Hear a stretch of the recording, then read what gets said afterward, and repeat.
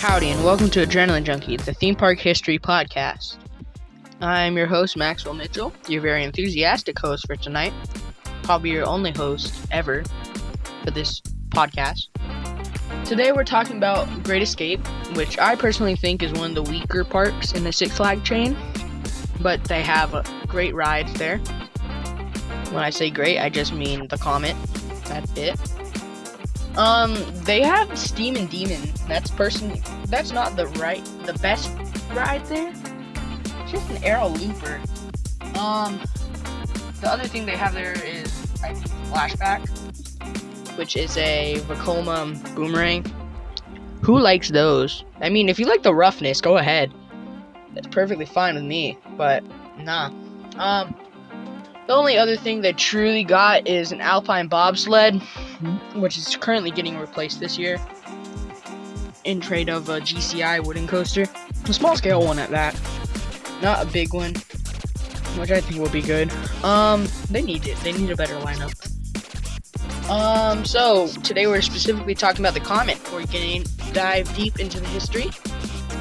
It was a PTC wooden coaster, but the supports were steel.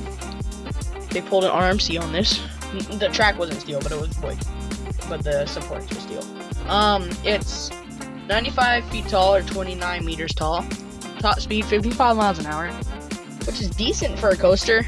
Like a wood coaster isn't the best. Could be improved. It's a PTC, so the trains are kind of compact and tight. I really love the design of them. I like how sleek the logo is on the front. Honestly, the logo in general is beautiful. What they need is like a whole retrack. I'll say that. But if they want to keep the classic wooden feel, they don't need it. That is just my opinion. So we have a few reviews here. Just a disclaimer, I picked the lower ones because I think some of them are funny. But this ride is it has a 4.6 stars overall out of 5, which I think is decent. Like, not the best, but it's good. So let's get some tiny reviews in here.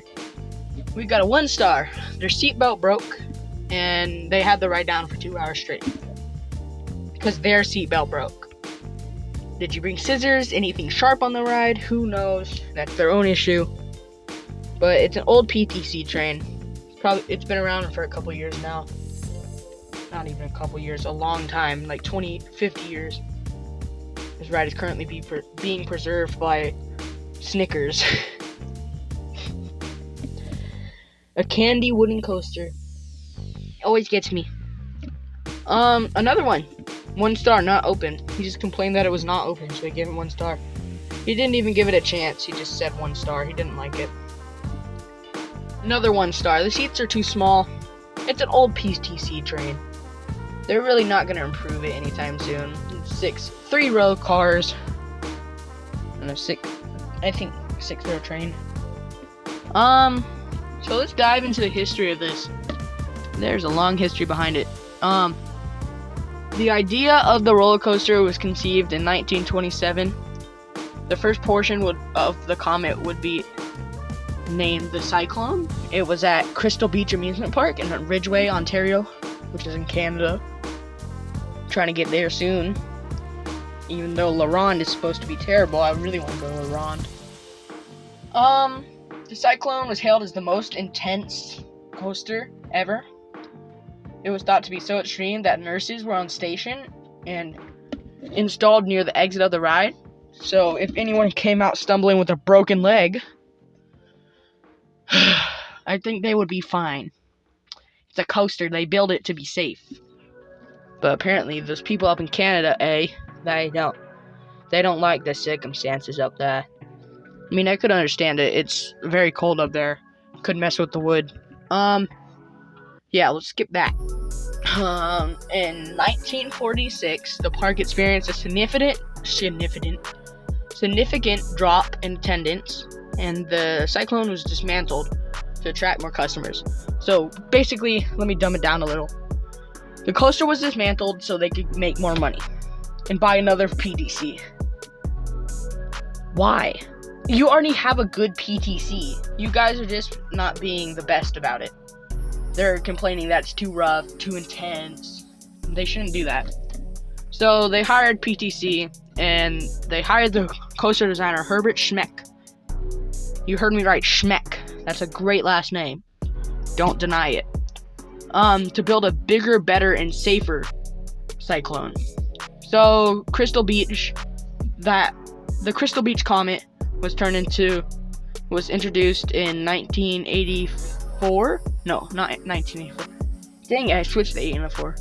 1948, having risen from the old steel that was once the supports of the Cyclone. So they took the layout and design and they sold it, and like all the parts to it too.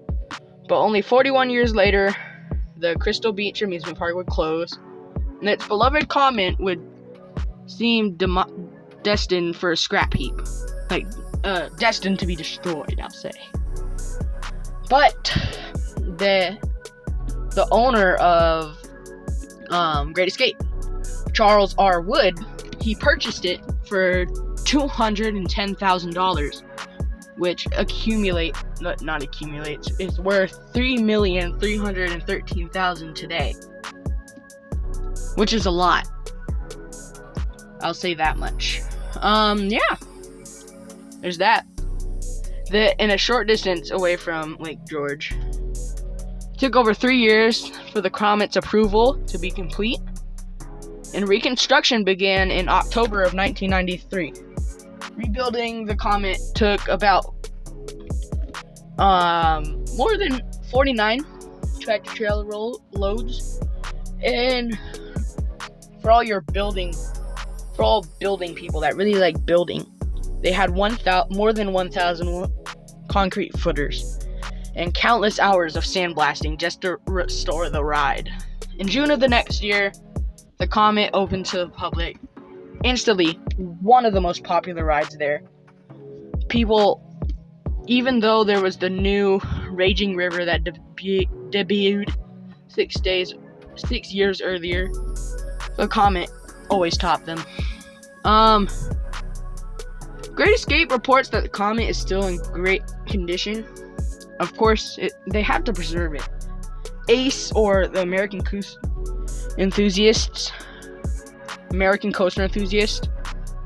they made it a landmark, which means they're like determined to preserve it.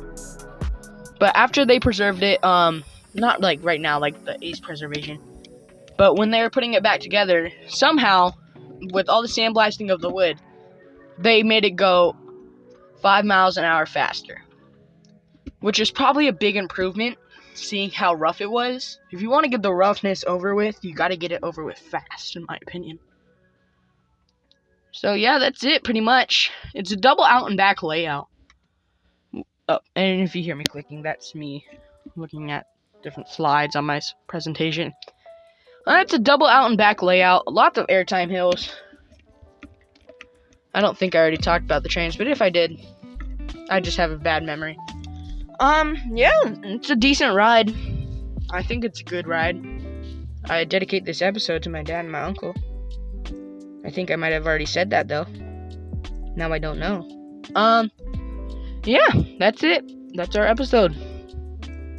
And I can't wait to go up there someday and go ride it if it's still around, or like Bobcat, which will be good.